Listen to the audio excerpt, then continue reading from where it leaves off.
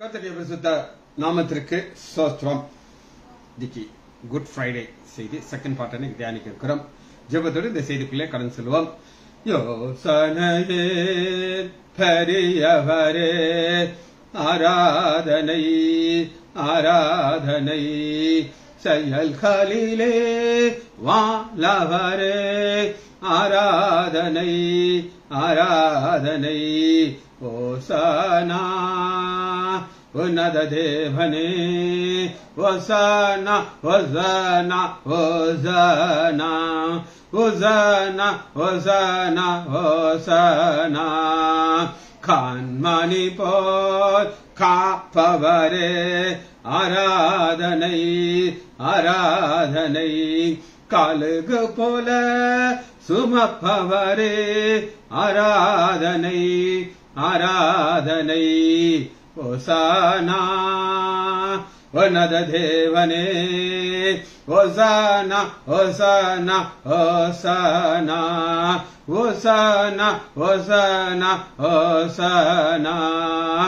சிலுவையினால் மீட்டவரே, ஆராதனை ஆராதனை. சிறகுகளால் மூடுபவரே, ஆராதனை ஆராதனை. ஓசானா உன்னத தேவனே, ஓசானா ஓசானா ஓசானா. வாலி நடத்தம் வீண்மீனே, ஆராதனை ஆராதனை. ஒளி வீசும் விடி வெள்ளியே, ஆராதனை ஆராதனை. ஓசானா உன்னத தேவனே, ஓசானா ஓசானா ஓசானா. தேடி என்னை காண்பவரே, ஆராதனை ஆராதனை. தினம் தோறும் தேற்றுபவரே, ஆராதனை ஆராதனை. ஓசானா உன்னத தேவனே, ஓசானா ஓசானா ஓசானா. பரிசுத்தரே, படைத்தவரே, ஆராதனை ஆராதனை. பாவங்களை மன்னிப்பவரே, ஆராதனை ஆராதனை. ஓசானா உன்னத தேவனே, ஓசானா ஓசானா ஓசானா. உறுதியான அடித்தளமே, ஆராதனை ஆராதனை. விலை உயர்ந்த மூளைக்கல்லே, ஆராதனை ஆராதனை.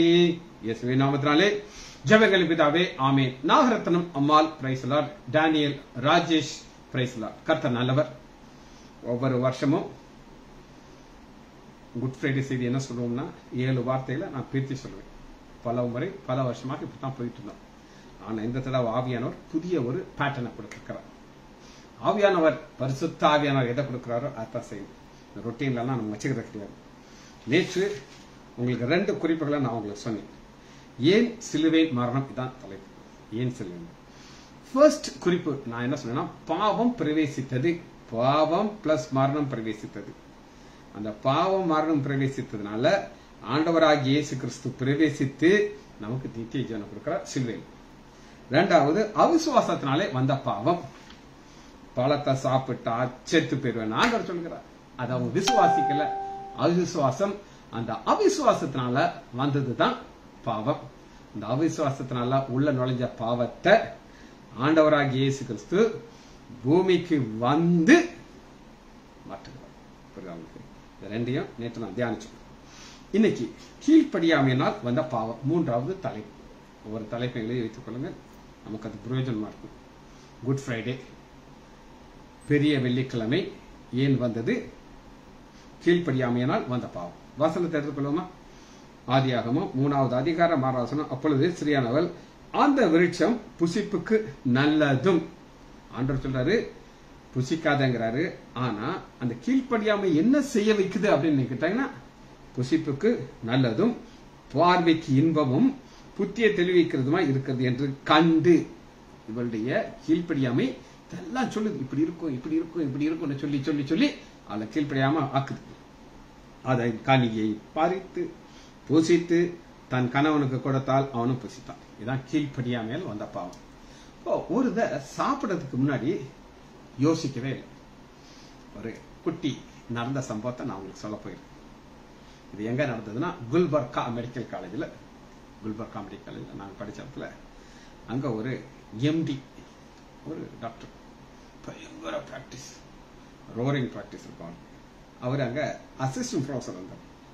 ப்ரொஃபஸர் ஹெச்ஓடி வேற. ஆனா இவருக்கு பாத்தீங்கன்னா ஒரு பெரிய கியூ நிற்கும். அவர் உட்கார்ந்து இருக்கிறதுக்கு பெரிய கியூ இருக்கும். அவர் என்ன செய்வார்னா 3 ஸ்டெத்தோஸ்கோப் வச்சிருப்பார். காமெடி, நடந்த சம்பவம் ஆனா காமெடி. அவர் என்ன சொல்வார்னா, 3 ஸ்டெத்தோஸ்கோப்ல சாதாரண எல்லாரும் ப்ரொஃபஸர்லாம் ஒரு மாதிரி அதை வச்சிருப்பாங்க. ரெண்டாவது ஒரு ஸ்டெத்தோஸ்கோப் ட்ரிபிள் 3 இது இருக்கும். அடுத்து லிட்மன் ஸ்டெத்தோஸ்கோப். அவர் சொல்லுவாரு, இந்த ஸ்டெத்தோஸ்கோப்ல நான் வச்சு கேட்டா உனக்கு என்ன நோய்னு லேசா சொல்லும், ரொம்ப எல்லாம் சொல்லாது. இந்த ஸ்டெத்தோஸ்கோப் எல்லாரும் வச்சிருக்காங்க அந்த மாதிரி. ஆனா இந்த 2வது ஸ்டெத்தோஸ்கோப் இருக்கு பாத்தியா, இது ரொம்ப தெளிவா உன் நோய் என்னன்னு எனக்கு சொல்லி கொடுக்கும். 3வது ஸ்டெத்தோஸ்கோப் இருக்கு பாத்தியா, அந்த 3 ஹெட் இருக்கு பாத்தியா, இதை வச்சு நான் பார்த்தா இது என்ன சொல்லும்னா உனக்கு என்ன நோய் இருக்குன்னு எனக்கு சொல்லிடும், உனக்கு என்ன மருந்து கொடுக்கணும்னு எனக்கு சொல்லிடும், உனக்கு நான் இதில் வச்சு பார்க்க அப்படின்னு கேட்பாரு. எல்லாரும் இந்த ஒரு விஷயத்தை வேடிக்கை பார்த்துட்டு இருப்பாங்க. இல்லையா, எப்படி பிராக்டிஸ் பண்ணிட்டு இருக்காங்க, நம்மளும் தான் பேஷண்ட் பார்க்கணும்னு. எல்லாரும் சார் இதுல பாருங்க சார் அப்படின்ட்டு, இதுல பாக்குறேன் எனக்கு 50 ரூபா கொடுக்கணும் அப்படின்னு. இதெல்லாம் ஃப்ரீ. அவங்க 50 ரூபா கொடுப்பாங்க, 10 மருந்து எழுதி கொடுப்பாரு, ரூபாயை பாக்கெட்ல எழுதி வச்சுருப்பாரு. அடுத்து சொல்லுவார், அவன் போயிட்டு வந்து, சார் இந்த மருந்து எப்படி சார் சாப்பிடணும், கியூல நில்லு, கரெக்டாவா உனக்கு நான் சொல்றேன் எப்படி சாப்பிடணும். அவனும் கியூல போய் வரடி நிற்பான். வந்தோட இந்த மாத்திரையை காட்டும். இங்க பாரு, இந்த கருப்பு மாத்திரை பத்தியா, இந்த கருப்பு மாத்திரை சூரியன் உதிக்கிறதுக்கு முன்னாடி சாப்பிடணும். சார் இதெல்லாம் அங்க சொல்லல சார். அப்படித்தான்ப்பா, அப்படித்தான்ப்பா. எப்படி சாப்பிடணும்னு நான் உனக்கு சொல்றேன். கருப்பு மாத்திரை சூரியன் சன் லைட்டுக்கு முன்னாடி நீ சாப்பிடணும். இந்த வெள்ளை மாத்திரை இருக்கு பாத்தியா, இது எப்ப சாப்பிடணும்னா நட்சத்திரம் எல்லாம் வந்து பாத்தியா அந்த நேரத்துல வெளியில வந்துடணும். வெளியில வந்து அந்த நட்சத்திரத்தை பார்த்துக்கிட்டு அப்படி இந்த மாத்திரையை போட்டு விழுங்கணும். அப்பதான் அந்த மருந்து வேலை செய்யும் அப்படின்னு சொல்லி எல்லாரும் சிரிப்பாங்க. என்னடா மாத்திரை இப்படி சொல்லி தரா இருந்தாலும் அப்படின்னு சொல்லி. ஆனா மக்கள் நம்புவாங்க, அவர் சொல்றதை நம்புவாங்க, அவர் சொல்றதை அப்படியே சாப்பிடுவாங்க. அப்புறம் சார் பத்தியம் இருக்கா சார் அப்படின்னு கேட்பாங்க. அவர் என்ன சொல்லுவார்னா, பத்தியம் இருக்கு, அது என்ன அப்படின்னா சாப்பாடு தான் எல்லாம். அது கிடையாது, நீ கருங்குரங்க நீ நினைக்க கூடாது. கருங்குரங்க நீ நினைச்சேன்னா இந்த மாதிரி வேலை செய்யாது அப்படின்ற.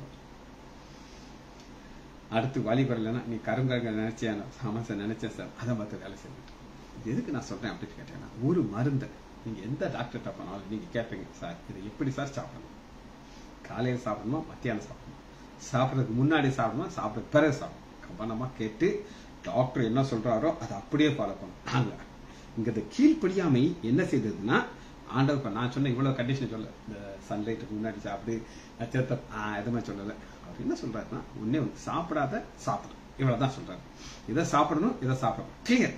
ஆனா அந்த கீழ்ப்படியாமை அப்படிங்கிறது ஒண்ணு உள்ள வந்துச்சு. அதனால என்ன நடந்தது அப்படின்னு கேட்டீங்கன்னா, இதுல பாருங்க, அந்த கீழ்ப்படியாமை அடுத்த ஸ்டெப் எப்படி கொண்டு போகுதுங்கிற உங்களுக்கு காட்டுறேன். வாயை திறக்க வைக்குது.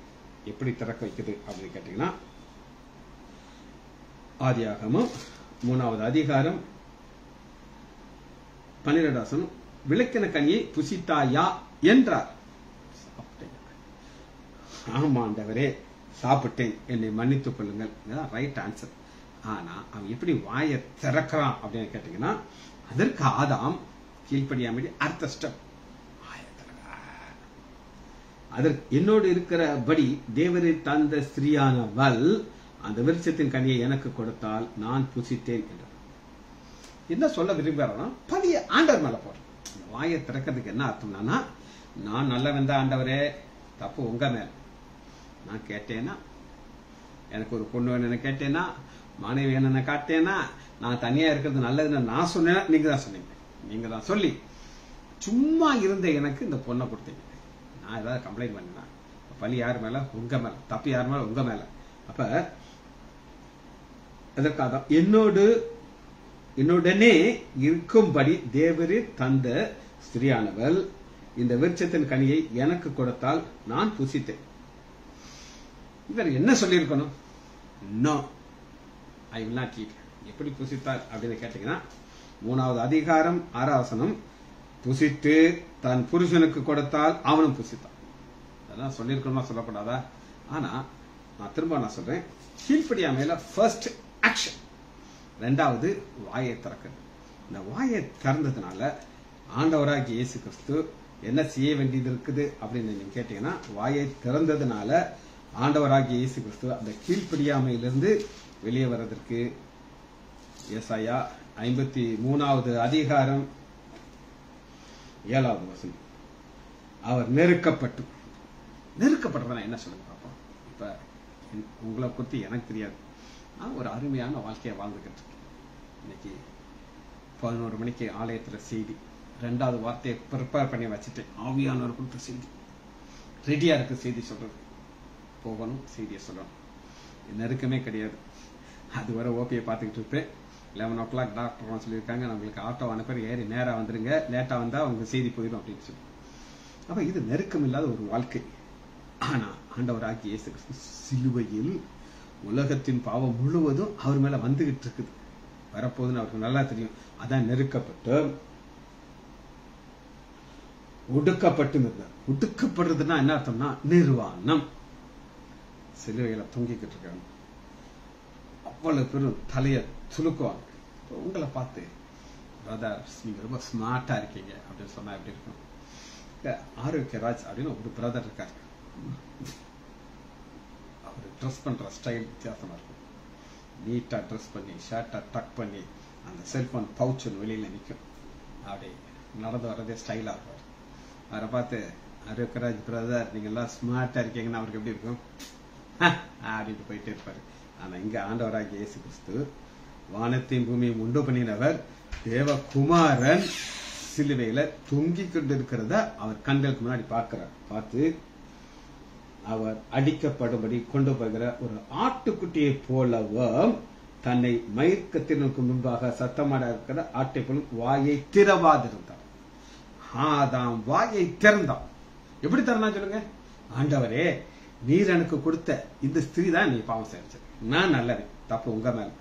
ஆனா ஆண்டவராகிய இயேசு கிறிஸ்து சிலுவையில தொங்கிக் கொண்டு இருக்கிறதற்கு காரணம் என்ன? அவர் வாயை திறக்காம இருக்கார். வாயை திறவாதிருந்தார்ங்கிறது எப்படி நம்ம பார்க்கிறோம் அப்படின்னு கேட்டீங்கன்னா, எடுத்துக்கொள்ளுமா, யோவான் 19வது அதிகாரம் 10வது வசனம். யோவான் 19:10. இப்ப ஆண்டவராகிய இயேசு கிறிஸ்து என்கொயரி 10வது வசனம். அப்பொழுது பிலாத்து, நீ என்னுடனே பேசுவது இல்லையா? 9 பாருங்க. மறுபடியும் அரண்மனைக்குள்ளே போய் இயேசு நோக்கி, நீ எங்கே இருந்து வந்தவன் என்றான். அதற்கு இயேசு எங்கே இருந்து வந்தவன் என்று கேட்டா, அவருக்கு நல்லா தெரியும், எருசலேம்ல இருந்து நாசரேத்திலிருந்து வந்தான்னு சொல்லி தெளிவா தெரியும். கலிலியா தான் அவருடைய ஹெட் குவார்டர்ஸ் தெரியும். எங்க இருந்து வந்தான்னு இவர் என்ன சொல்லியிருப்பாருன்னா, நான் பரலோகத்திலிருந்து வந்தவன், பிதாவுடைய மடியில செல்ல பிள்ளையா இருந்தவன், இன்னைக்கு நாங்க வந்தது உலகத்தின் பாவத்தை சுமக்க வந்தேன் அப்படின்னு சொல்ல நம்ப மாட்டான். வாயை திறக்காம இருக்க. இதுதான் வாயை திறவாமல் இருக்கிறது ஒரு ரகசியம். சொன்னா நீ நம்ப மாட்டேன், நான் சொல்ல மாட்டேன். ஏன்னா ஏசாயா 53வது அதிகாரம் 7வது வசனம் நிறைவேற வேண்டும். வாயை திறக்கல. 10வது வசனம். அப்பொழுது பிலாத்து, நீ என்னோடு பேசுகிறது இல்லையா? ஒரு அருமையான வார்த்தை, பேசுகிறது இல்லையா. எல்லாரும் கெஞ்சி கெஞ்சி கதறுவாங்க. ஏன்னா அந்த பிலாத்து நினைச்சா எனக்கு விடுதலை கொடுக்க முடியும், பிலாத்து நினைச்சா எனக்கு விடுதலை கொடுக்க முடியும். இந்த பாதத்துல கதறி கதறி கதறி விழுந்து கேட்பாங்க. ஆனா இவர் வாயவே திறக்க மாட்டேங்கிறார். உன்னை சிலுவையிலே அறைய எனக்கு அதிகாரம் உண்டு என்றும் நீ விடுதலை பண்ண அதிகாரம் உனக்கு தெரியாதா? அதுக்கு ஆண்டவர் வாயை திறக்கிறார். என்ன திறக்கிறார் அப்படின்னு கேட்டீங்கன்னா, அதற்கு பிரதித்திரமாக பரத்திலே இருந்து உமக்கு அதிகாரம் கொடுத்தால வழிய என்னை உம்மிடத்திலே பரத்தை காட்டுறார். அங்கிருந்து உனக்கு அதிகாரம் வரணும். வராது. ஏன் வராது? இதுதான் நான் போக வேண்டிய பாதை. நான் வாயை திறக்கக்கூடாது. வாயை திறவாத ஒரு ஆடை போல நான் நின்று கொண்டேன் உங்களுக்கு. அப்ப வாயை திறந்ததுனால வந்த பாவத்தை நம்முடைய ஆண்டவராகிய இயேசு கிறிஸ்து வாயை திறக்காதபடி இருந்து செய்யறார். சரி, யோபு இதை குறித்து ஒரு அருமையான ஒரு வார்த்தையை சொல்லுகிறார். அவர் என்ன சொல்லுகிறார் பாப்போமா? யோபு 13வது அதிகாரம் 5வது வசனம். யோபு 13:5. யோபுடைய பிரச்சனை நான் உங்களுக்கு சொல்றேன். யோபுக்கு ஒரு பாதையை ஆர்டர் பிக்ஸ் பண்ணிட்டார். இந்த பாதையில தாப்பா நீ போகணும். ரைட். ஒரே ஒரு காரியம் தான் பேசுவார். என்ன பேசுவார்? கர்த்தர் கொடுத்தார், கர்த்தர் எடுத்தார், கர்த்தருடைய நாமத்துக்கு சோத்திரம். இதை வேற வாயினால தூஷிக்க மாட்டார். பேசாம இருந்தார். மனைவி சொல்றா, நீ தூஷிச்சுட்டு உயிரை விடலாம்ல. அதனாலதான் யோபுடைய மனைவியே பைபிளே காணும். எல்லாம் சொல்லுங்க மிஸ்ஸஸ் யோபு, மிஸ்ஸஸ் யோபு. ஆனா அந்த அம்மா பேரை காணும். பாருங்க, நீங்கள் பேசாமல் இருந்தால் நலமா இருக்கும், பேசாமல் இருந்தால் நலமா இருக்கும். அதான் ஆண்டவர் சொல்லுவோம். நான் பேச மாட்டேன், ஏன்னா பேசாமல் இருந்தால் நலமா இருக்கும்.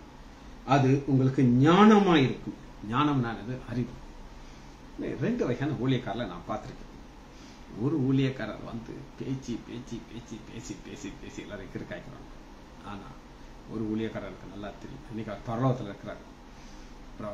Abraham Rajapandian, brother Abraham Rajapandian, all night prayer வந்தார். எங்க வீட்டுக்கு வந்தார். நான் சாப்பிட கூட்டு சாப்பிட உட்கார்ந்தார். இந்த பக்கம் என் மனைவி இருக்கா, இந்த பக்கம் என் அண்ணி இருக்காங்க, அந்த பக்கம் தம்பி மனைவி, 3 பேர் சுத்தி இருக்காங்க. தலையை குனிஞ்சு சாப்பிட்றாரு. எனக்கு இன்னொரு பீஸ் வேணும். சாப்பிட்றாரு. தலையை நிமிர்ந்து யாரையுமே பார்க்க மாட்டேங்கிறார். வேற யாருன்னா, நீ யாரு வீட்டு பொண்ணு, நீ என்ன படிச்சிருக்க, இதெல்லாம் கேட்பாங்க. வாயவே திறக்க மாட்டார். தலையை குனிஞ்சு சாப்பிடுவாரு. சாப்பிட்றதுக்கு மட்டும் வாயை யூஸ் பண்ணுவாரு. கையை கழிட்டு வந்து எனக்கு ஜெபம் பண்ணிட்டு போயிடுவார். இவர்கிட்ட ஒரு அம்மா வந்து கேட்கறாங்க, எனக்கு ஆசீர்வாதத்துக்காக ஜெபம் பண்ணுங்க அப்படின்னு சொல்றாங்க. அவர் கேட்டார் அந்த அம்மாட்ட. இந்த அம்மா உங்களுக்கு எல்லாம் தெரிஞ்ச அம்மா தான், தெரியாத அம்மா கிடையாது. உனக்கு வீடு இருக்கா? வீடு இருக்கு. அது 10 வீடு வச்சிருக்கு. பணம் வச்சிருக்கா? வச்சிருக்கு. கெட்டக்கு சேலை இருக்கா? இருக்கு. பிறகு உனக்கு என்ன போவா, இதை விட என்ன ஆசீர்வாதம் உனக்கு போவா அப்படின்னு பார்த்துட்டு. இப்ப நீங்கள் பேசாமல் தான் நல்லாம இருக்கும். இதுதான் பேசாமல் இருக்கிறனால கிடைக்கிற ஒரு ஆசீர்வாதம். சரி, அந்த ஒரு மீறுதல்னால என்ன நடந்துச்சு, அந்த மீறுதல் எப்படி கரெக்ட் ஆயிடுச்சு அப்படின்னு நம்ம பார்க்க போறோம். வாசிப்போம்னா,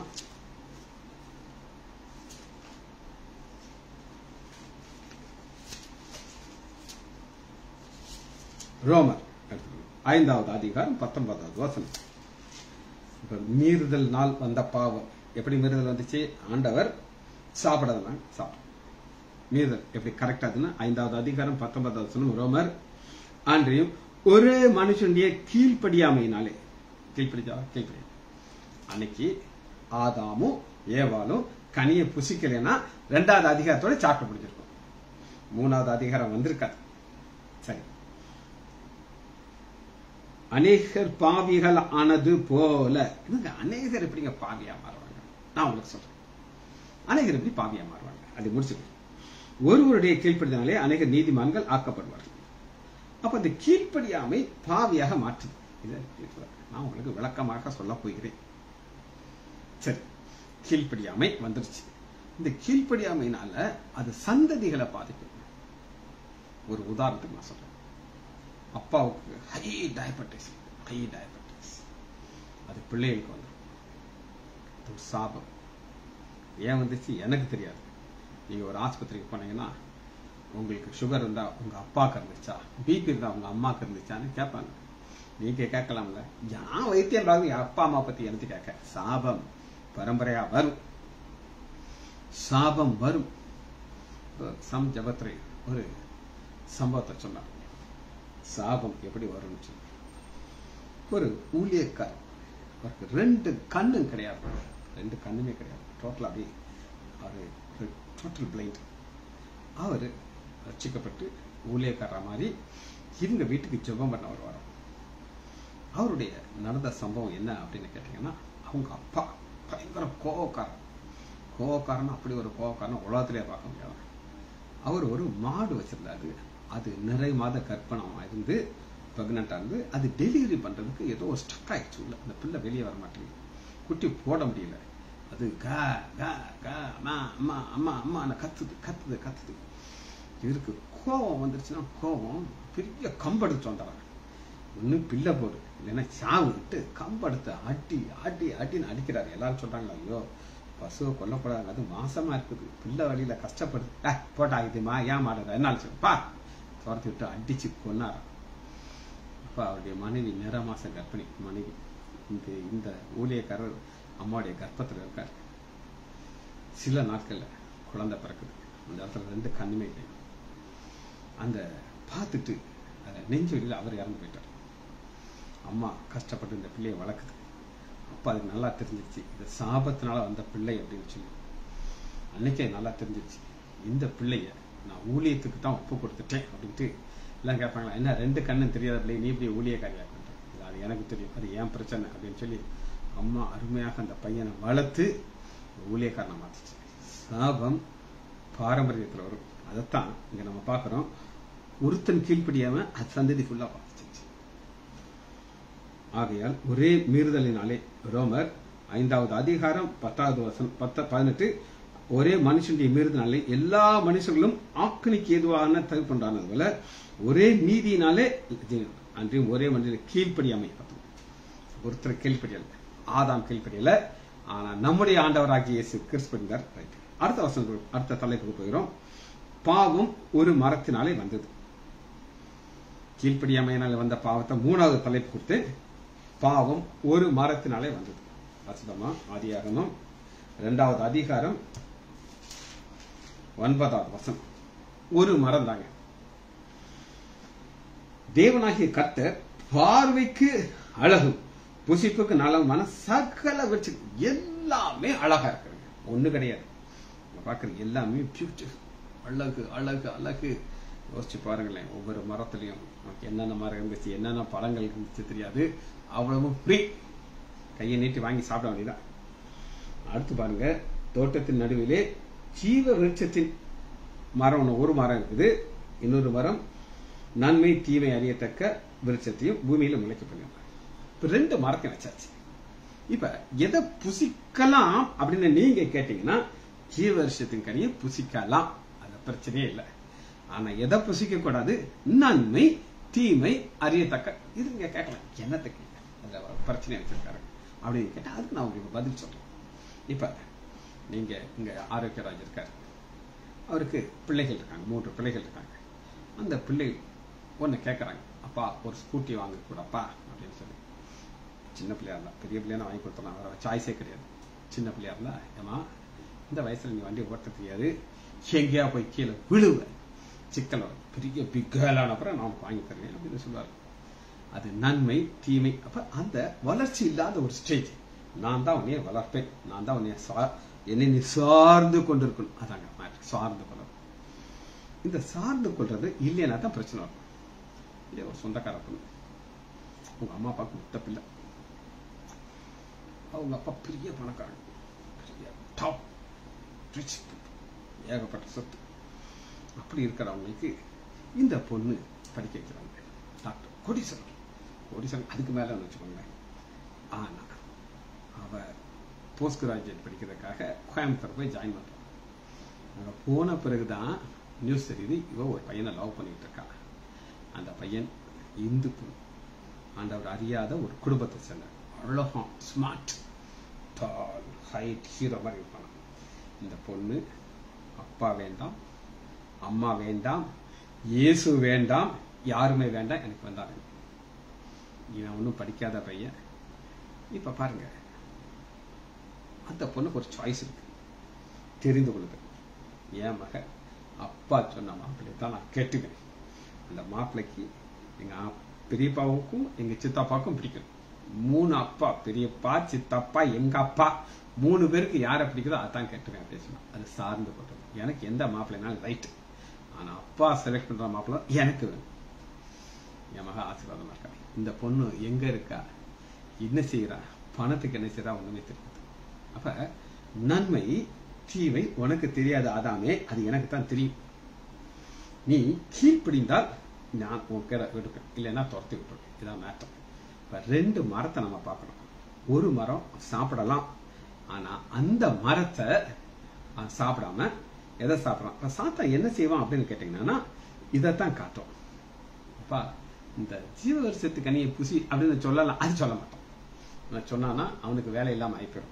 சரி, அப்ப இதனால என்ன நடக்குது அப்படின்னு நீங்க கேட்டீங்கன்னா 3வது அதிகாரம் 1 வசனம், கர்த்தரை நீங்கள் தோட்டத்தில் உள்ள சகல விருட்சத்தையும் புசிக்க வேண்டும். ஆனா ஒரு மரத்தை புசிச்சாங்க, புசிச்சதுனால வந்தது 6வது வசனம், பாவம் உள்ள வந்துருச்சு. அதனால இது என்ன நடந்துச்சுன்னா ரத்தத்தில் கலந்துவிட்டது. சரி, இப்ப நான் உங்களுக்கு சயின்ஸ் சொல்லிக் கொடுக்க போகிறேன். இது வந்து சயின்ஸ் நடந்தது. இப்ப ஒரு பாய்சன், அந்த பாய்சனுக்கு பேரு அரளி விதை. சரி, இந்த அரளி விதைய சண்டை வந்துச்சுன்னா கிராமத்துல அந்த பொம்பளை எடுப்பா, அம்மியில வச்சு சார் சார் சார் நடப்பா, தின்னுடுவாங்க. அது என்ன செய்யும் அப்படின்னு கேட்டீங்கன்னா அது வயத்துல போய் வயத்துல இருந்து அப்சர்வ் பண்ணி ஹார்ட்ல போய் அதை அஃபெக்ட் பண்ணும். கார்டியோ டாக்ஸிசிட்டி, ஹார்ட் ரேட் குறைய ஆரம்பிக்கும்.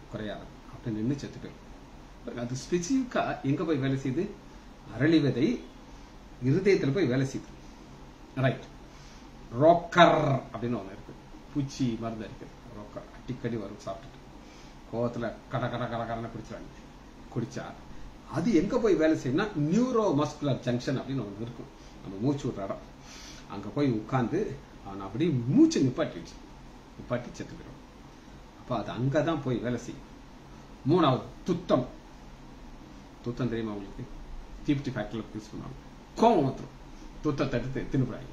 தின்னா அது எங்க போய் வேலை செய்யும் அப்படின்னு நீங்க கேட்டீங்கன்னா கிட்னியை போய் பாதிக்கும்.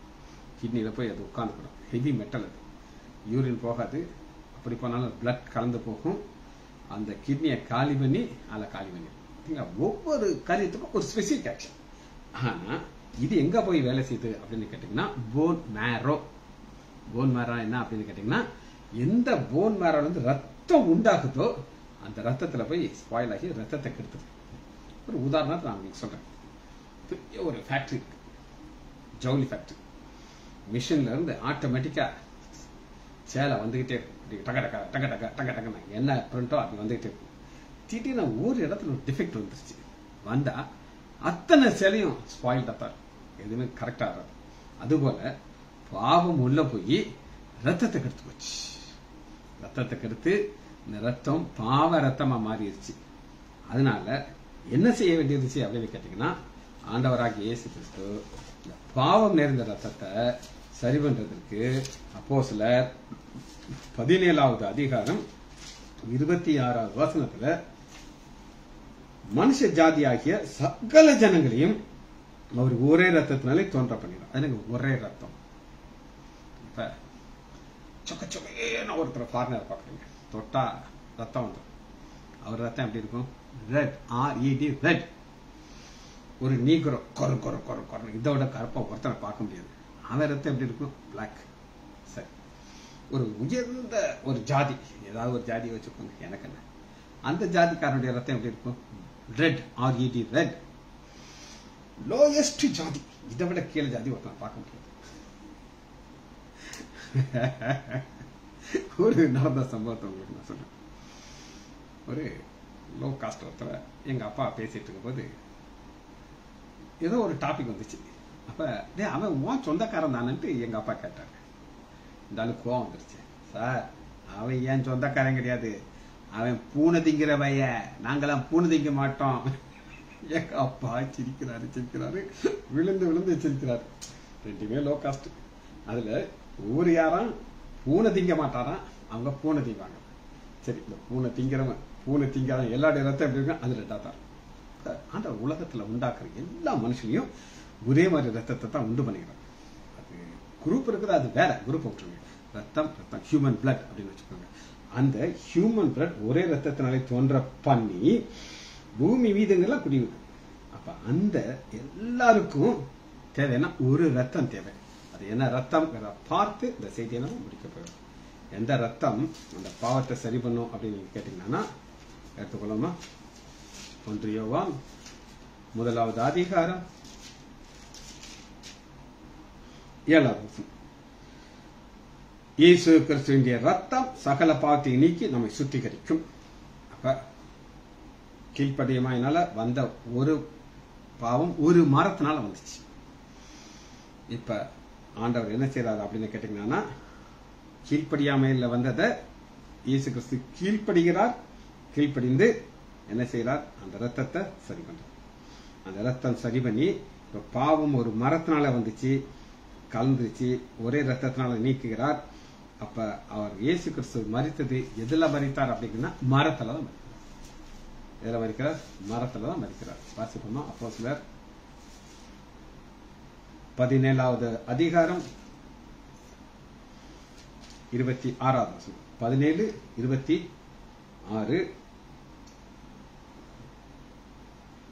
10:39. அப்போஸ்தலர் 10:39.